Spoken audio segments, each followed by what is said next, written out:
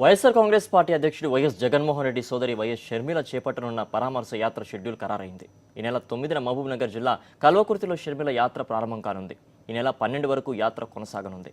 వికలాంగుల కోసం రాజశేఖర రెడ్డి ప్రవేశపెట్టిన పింఛన్లతో వారిని కాళ్లపై నిలబడేలా చేశాయి. కడు పేదరికంలో ఉంటూ భర్త నుండి విడిపోయి ఏ తోడు లేకుండా ఉంటున్న వికలాంగురాలైన నాగమ్మ ఓ కూతురు ఉంది. ఈ పింఛన్ డబ్బులే వారికి బుక్కడు బువ్వ పెడుతున్నాయి. దీంతో ఆ మహానాయకుడిని నాగమ్మ ఆరాధించారు. ఒక్కసారిగా మహానేత ఇక లేడన్న వార్తను ఆ వికలాంగురాలు జీర్ణించుకోలేకపోయింది. టీవీ చూస్తూనే ప్రాణాలు వదిలింది. కడు పేద కుటుంబం, పైగా అంగవైకల్యం, భర్తతో విడిపోయి ఒంటరి జీవితం.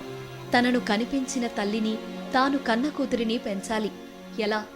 ఇది నాగమ్మ జీవితం.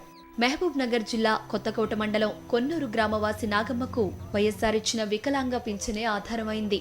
అదే వారికి పట్టెడన్నం పెట్టింది. పింఛనిచ్చిన మహారాజును గుండెల్లో పెట్టుకుని పూజించారు. ఇంతలోనే ఆయన లేరన్న వార్త గుండెను పిండేసింది. ఆ అభాగ్యురాలు గుండెపోటుతో ప్రాణాలు వదిలింది.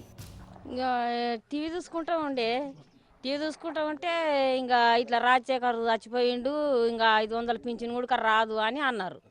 అనేటాళ్ళకు ఇంకా నేను ముందే అనాది మంచిని, ఇంకా నేను ముందే కానిపోయిన మంచిని, నాకెవరు తెచ్చి పెడతారు, మా అమ్మ కాళ్ళ నొప్పులు ఉన్నాయి అని ఇంకా అట్లే అన్నది. ఇంకా అట్లే చనిపోయింది. పేద ప్రజలకు పూర్తి న్యాయం అనేది రాజశేఖర్ హయాంలో జరిగిందని 100% ఒప్పుకుంటున్నాం. ఈరోజు తెలంగాణ వచ్చినందుకు మాకు కూడా సంతోషం ఉంది. రాజశేఖర రెడ్డి గారు ఉన్నా కూడా తెలంగాణ వచ్చేదానికి గమనించాం. ఎందుకంటే మొదట మాకు మన తెలంగాణ ఇస్తానని చెప్పినటువంటి వ్యక్తి మన వైఎస్ రాజశేఖర రెడ్డి గారు. ఆ తెలంగాణ వచ్చిన ఆనందం కన్నా రాజశేఖర రెడ్డి లేరనే బాధ చాలా ఎక్కువ ఉంది. ఆ మహానేత బిడ్డ షర్మిల పరామర్శ యాత్రకు వస్తున్నారని తెలిసి నాగమ్మ కుటుంబంతో పాటు గ్రామస్తులు సంతోషం వ్యక్తం చేశారు.